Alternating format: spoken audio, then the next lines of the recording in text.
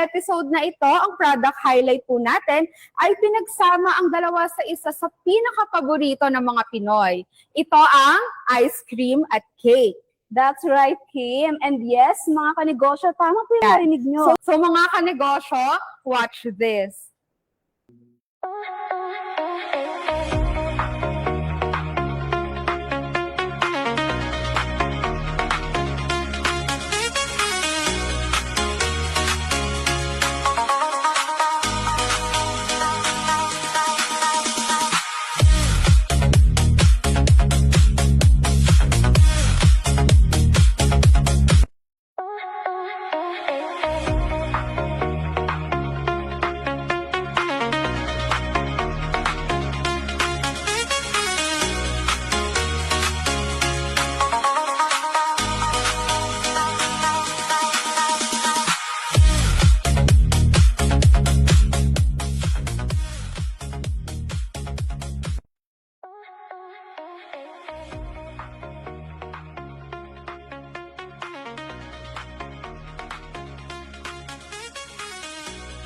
Ng cake, di ba? Oh, yes.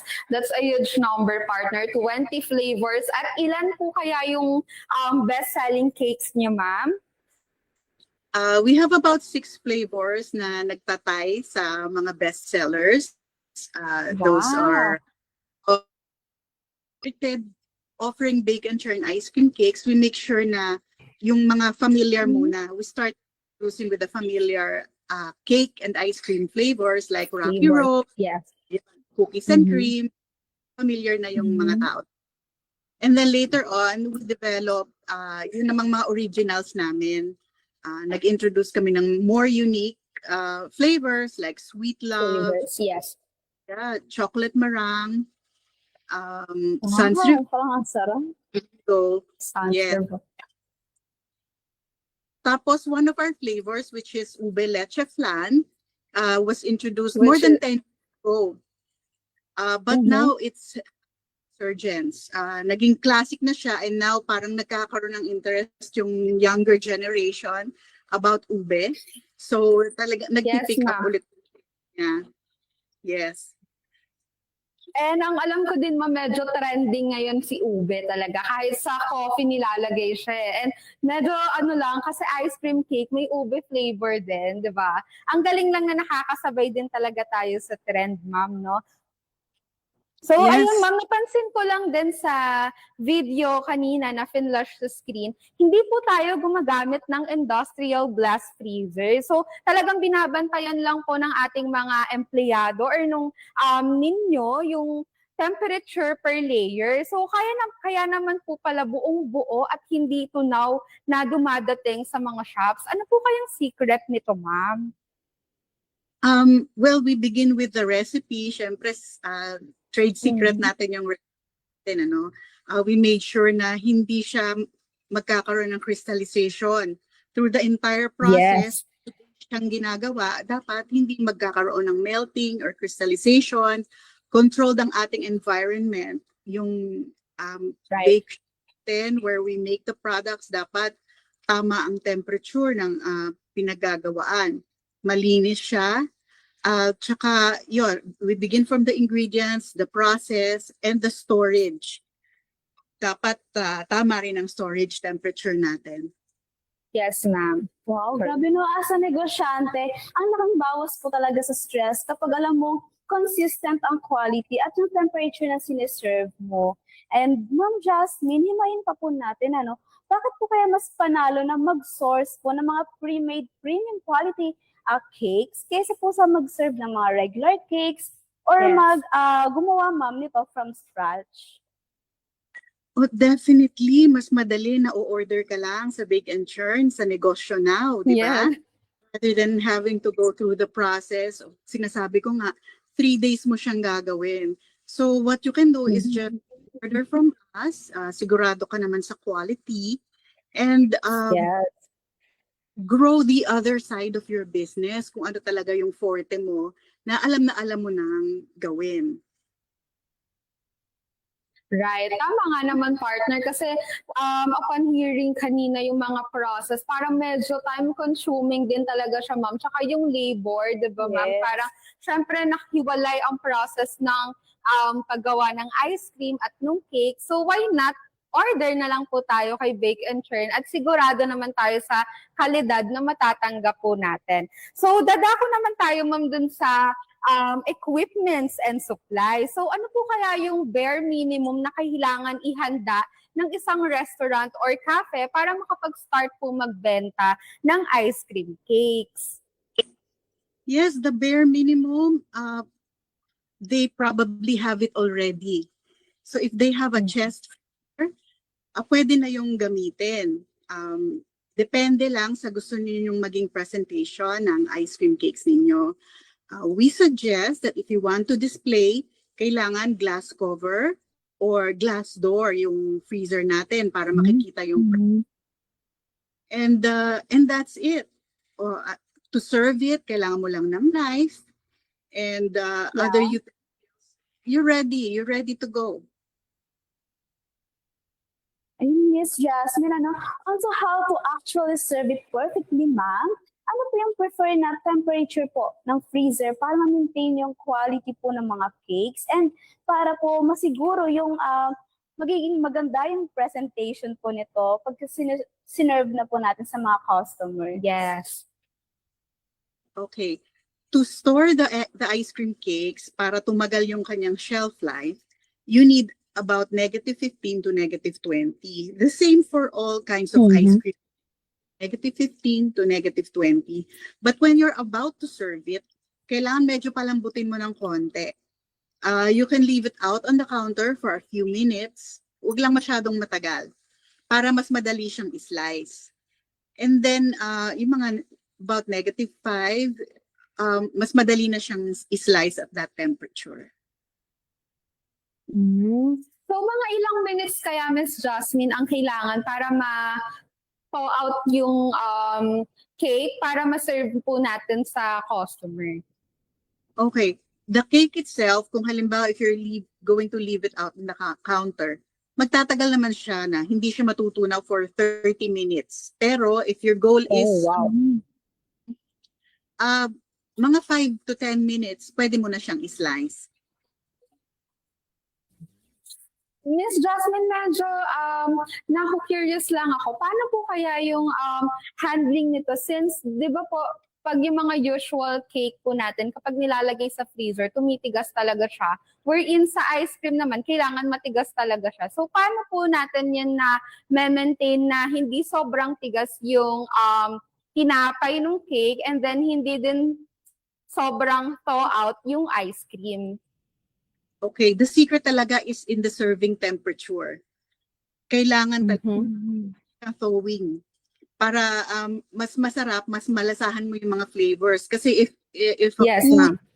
pag sobrang frozen yung pagkain, tumatabang siya.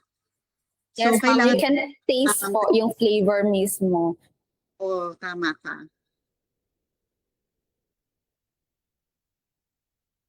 So, yun lang pala, partner. Napaka-simple lang pala, ma'am, ng procedure. Kailangan mo lang talagang bantayan yung temperature at dapat make sure mo na nasa tamang temperature ka para ma-maintain yung quality ng item. So, galing sa freezer, ma'am, paano po yung tamang handling po nito para hindi po siya agad matunaw? Okay, pag nasa freezer siya, you have to keep it inside the box, no? Kasi nakaka-add yun sa stability ng ice cream cake para hindi rin siya masyadong ma-expose dun sa freezer. And then you take it out of the box when you're ready to serve it. Wait 5 to 10 minutes before you start slicing. And then yun lang, ready to serve na siya. Napakadali. Simple procedure talaga. So, curious ako dito, partner, dito sa mga flavors. Yung mga, yun nga, no? Parang ang sarap tikman ng lahat ng mga flavors kasi grabe. Yung quality na siniserve ng Bake and Churn. So, Miss Jasmine, itatanong lang po namin ano po yung sikreto nila sa high-end taste na yan na wala pong ice crystals?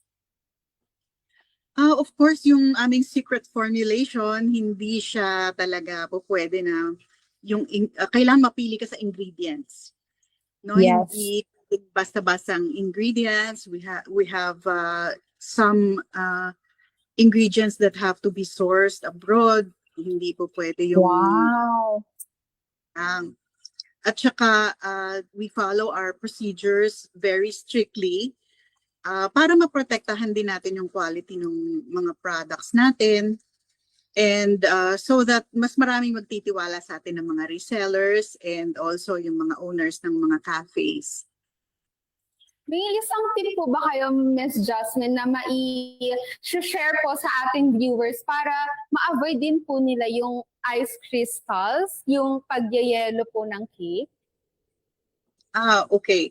So, since nga yung mga ingredients natin, pinipili natin, we try to avoid it being contaminated.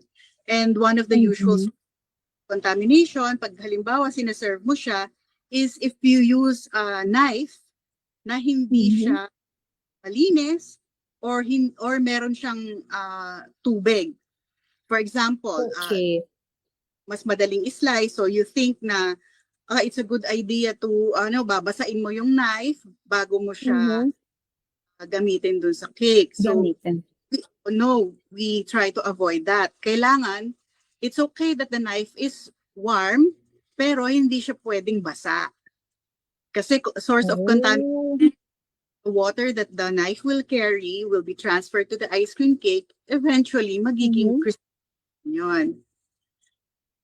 Oh, yun pala yun, partner, no? Ayun yung isa sa common mistakes talaga ng mga tao na nasa ice cream business. Kadalasan kasi talaga nakikita ko sa mga malls, ganyan talaga yung ginagawa nila, Miss Jasmine. If you observe it din po, na meron silang isang bowl na merong water and then dun nila nilalagay yung mga pang-scoop nila or yung mga ginagamit nila pang-slice or pang-scoop ng ice cream. So mali pala yun, partner. Kasi oo nga naman, pwedeng matransfer yung water dun and then syempre, malamig siya. So pwede siyang makapag-create ng yellow or yung ice crystals na tinatawag natin. Pwede rin siya makontaminate, partner. Yes. So thank you for that tip, Ms. Jasmine. We really learned po talaga. Ayan, Miss Jasmine, paano naman po ang quality control pagdating sa counter? Gaano po katagal ang shelf life nito sa display freezer? At ano po yung mga dapat gawin para maiwasan ang freezer burn?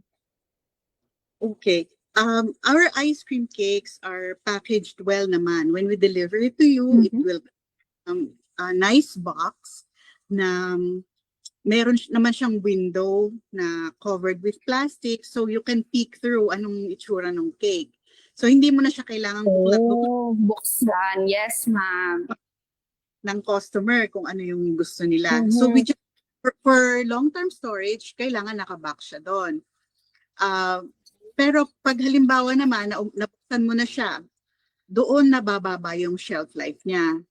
Kasi, syempre, open mo na siya. So, pagka ganun, a few days na lang yung ilalast ng ating cake. Not that magsispoil siya, but mababago na yung quality niya kasi magkakaroon na yun ng mga freezer burn. So, ang gusto nating i-suggest dun sa ating mga magsaserve ng ice cream cakes, kailangan balik siya sa box pagka ilalagay sa freezer. So yun gaano po katagal yung shelf life kapag ka nasa freezer and kapag ka nasa chiller naman po itong cake, ma'am? Okay, ang purpose lang natin sa paglalagay sa chiller is para, for example, isa-serve mo na siya and you don't want it to be exposed sa labas, di ba? So ilalagay mo siya sa chiller. It will take longer para mag-thaw siya in a chiller than in the outside temperature, pero mas safe naman siya. So yun lang yung purpose. But unfortunately, kapag nilagay mo na siya sa chiller or sa labas, maikli na lang yung shelf life niya. What really makes the shelf life longer is the freezing temperature. So, just like most ice creams, tatagal siya kahit 1 year eh. Basta consistent yung Okay. yes. Basta nasa freezer lang siya, ma'am, at hindi siya patanggal alis doon, ma'am, no? Yes. Patanggal balik. Oo. So, may pagkakaiba ba, ma'am, kapag na-slice na yung cake? Kumbaga, iikli ba yung shelf life once na-slice na yung cake? Or mas matagal ba ang shelf life nito kapag whole cake pa rin siya, ma'am? Yes, tama ka. Mas matagal pa rin ang shelf life kung whole cake na siya. Kasi pag na-open mo na siya, ganun, it will still last a few days. You can still get a few days out of it. Pwede mo pa siyang ilabas-pasok, but you cannot expect na ganun pa rin yung ganyang It can magiging last long. Yeah, oo. Okay. Noted, di ba? Yan, para sa mga viewers natin, no? Dapat sa freezer nakastore at kung hindi naman natin maiiwasan na ito siya, make sure na ma-consume agad at hindi natin papatagalin sa chiller. So, ayan. So, ayan na. Heto na. So, ito na partner, no? Dako naman tayo dito sa ating paboritong part. Ito ang kitaan. So, ipa-flash po natin ang ating profit infographic. So, magkano ba ang kikitain sa pagbebenta ng ice cream cakes per slice versus full? And kung may kikitain ba tayo dito?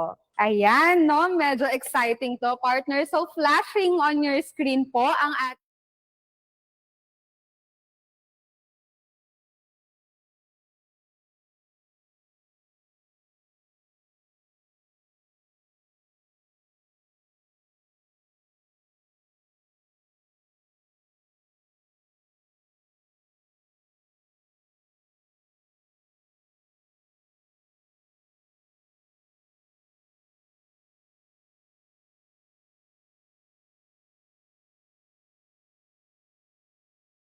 A whole cake, ang cost natin is 859 pesos. You can sell it for as much as 1,199. So, dun pa lang ang kita mo is 340 pesos.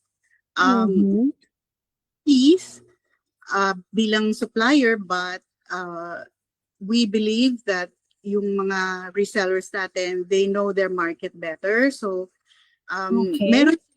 meron silang freedom kung magkano nila to gustong ibenta.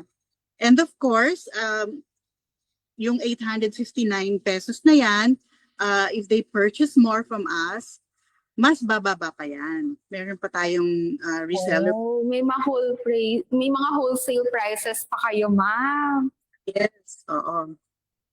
And when it comes to per slice serving, one cake can be portioned into 12. So ito yung cafes natin. So if for example, ang magiging cost mo is 72 pesos per slice. So you can sell it for as much as 160 pesos per slice. So ang kita mo agad dyan is 88 pesos per slice. Grabe. Per slice lang yun, Miss Jasmine. No? Paano kung out of the whole cake, makagawa ka ng 12 slices? Grabe. Yes. 12 yun. So mataas talaga yung profit margin natin. Actually, dito sa computation na pinapakita natin, mataas na tong price na to 949. Meron pa tayong wholesale price. So, ayun, no? Kung gusto nyong malaman kung ano yung wholesale price ng Bake and Churn, itry nyo nang mag-order sa negosyo now para simulan na din natin mag-start ng negosyo ng ice cream cake. Yes. Ayun na, partner, kapag mga more on slice ang gusto nila, ito yung mga pang dine-in talaga. Yes. Ito partner mo sa mga coffee. And then kapag full slices naman, ito yung mga pang celebration partner. And of course, as you can see kanina sa costing, mas malaki din talaga ang kita kapag per slices natin siya ibebenta compared to whole cake. Pero ayun nga, sabi ni Miss Jasmine kanina, na meron pa silang wholesale prices. So yung pinapakita natin na presyo kanina, yung mga SRP na pinapakita natin kanina, is ayun yung kanilang retail price. So meron pa tayong wholesale prices. So kung interested kayo sa Yes. wholesale price ng Bake and Churn, why not try Negosyo Now? Mag-order po kayo sa Negosyo Now para matry nyo na kung magkano or kung magkano yung wholesale prices nila.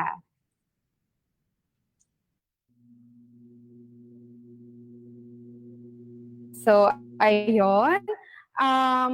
Ayan. Thank you, Miss Jasmine. And kitang-kita naman natin na ang ganda pala ng kitaan Yes. pagdating sa mga premium frozen desserts. Ayan.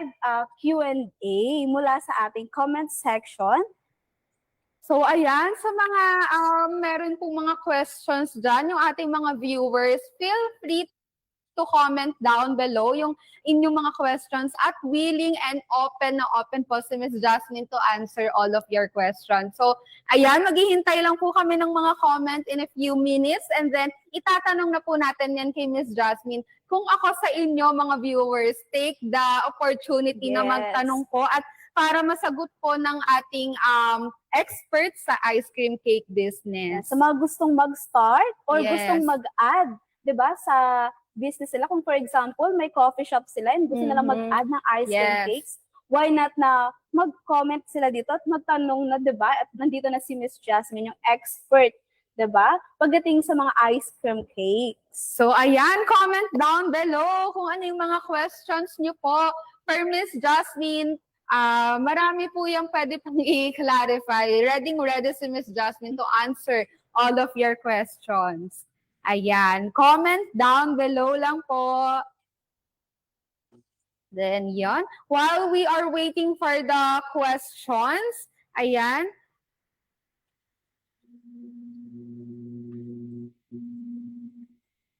So, ayun, coming from the first questions, okay, itanong muna natin si Miss Jasmine kung ready na siya to answer. So, Miss Jasmine, nakapag-warm up na po ba kayo after the ibang mga questions? Meron pa po tayong mga questions. Okay naman po ba, Miss Jasmine? Yes, ready. Yan, ready si Miss Jasmine. Parang nakapag-review ata si Miss Jasmine, partner, no? Medyo, ata siya eh. Masyado siyang maraming pwedeng i-share ngayon, Yes. no? Iba talaga kapag expert na pag sa ganitong line of Yes. business. Ang daming pwedeng i-share. Aha, tama. So, coming from the first questions, Miss Jasmine, ano daw po yung food na pwedeng iterno dito sa ice cream cake po natin? Siguro itong nag-comment na to, Miss Jasmine, meron siyang parang gusto pang i-partner para medyo iba din yung dating. So, ano po kaya yung maisasuggest niya na partner doon sa ice cream cakes po natin?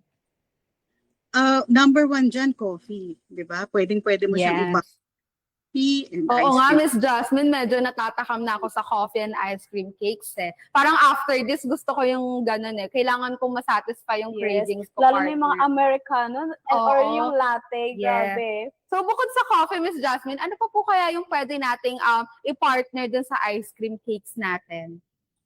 If you have a burger place or a pizza place. Oh, yeah. Oo, kasi dessert siya eh. So, para makumpleto na yung meal natin, Yes, samahan kailangan ng dessert. Oo, Mhm, right, no? lubong pa sila. Pag pauwi na sila, pampasalaman. Oo nga, partner. Perfect din talaga. Talagang perfect yung ice cream cake sa handaan talaga to, Miss Jasmine. Hindi lang pang coffee, pang handaan na din talaga to. So, meron pa po tayong isa pang questions, Miss Jasmine. Ayan. Medyo nawala lang. Ayan, may isang questions pa po tayo, no? So,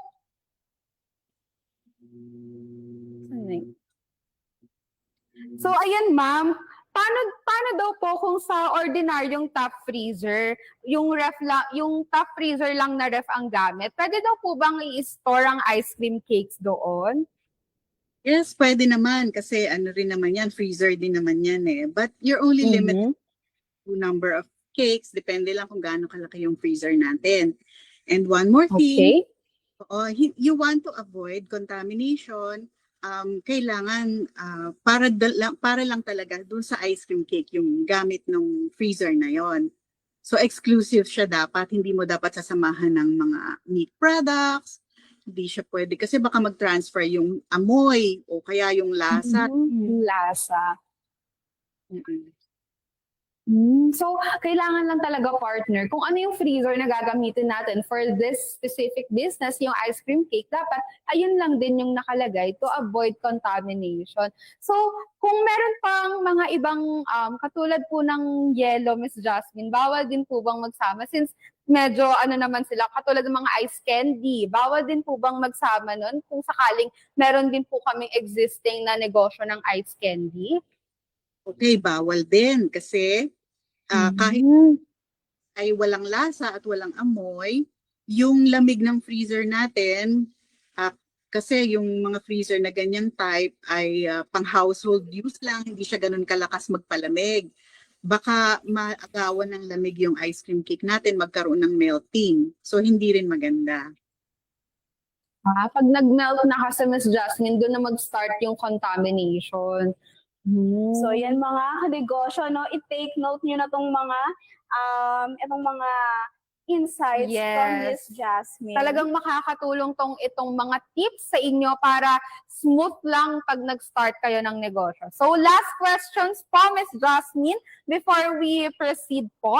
Ano daw po ang advice ninyo sa mga gustong magsimula ng sariling cake business? Okay, sa mga gustong magsimula ng cake business, una, dapat aralin mong mabuti yung paano paggawa. Aralin mong mabuti tamang costing to make sure that your business will continue. Hindi ito madaling business dahil maraming moving parts yan.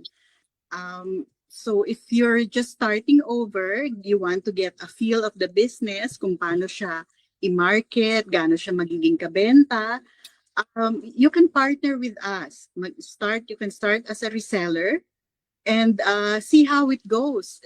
Tingnan mo kung ito talaga ay para sa iyo. Yes, sobrang sobrang grabe. Kung ako yung ma-advise ng ganyan, parang bukas na bukas, Miss Jasmine, mag-i-start na din talaga ako. So may mga pahabol na question, Miss Jasmine, okay lang po ba? Sasagutin niyo pa po ba ito? So, meron po tayong questions. Mukhang may balak tong mag-coffee business. Kasi natanong niya, Miss Jasmine, ano daw po ba yung best flavor para sa coffee shop? Sa coffee.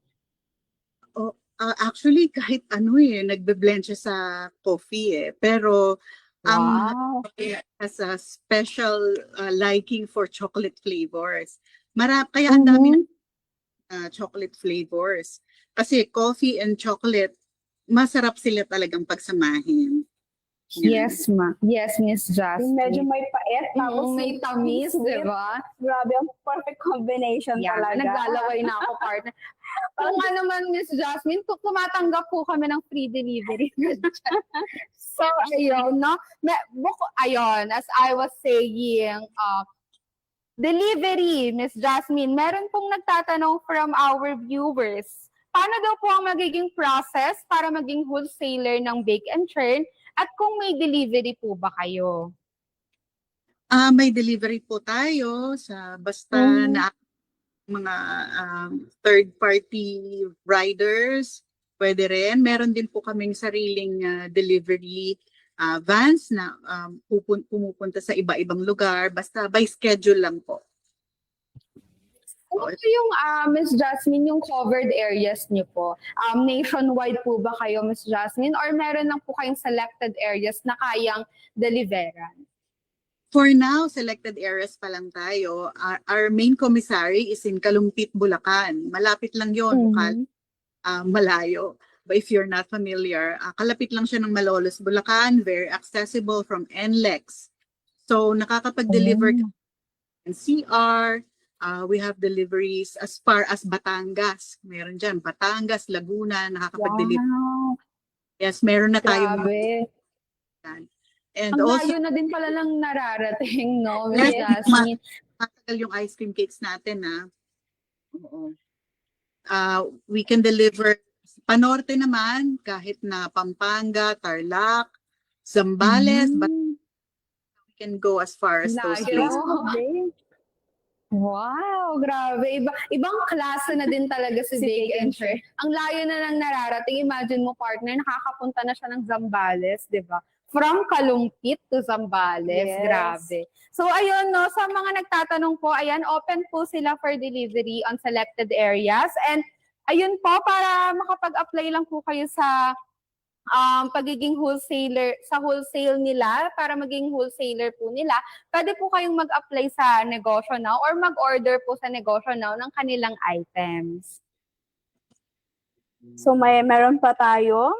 Ayan. Ayan, nasagot na ni Miss Okay. Jasmine yung about sa delivery. Ayun, mukhang na. Ayan.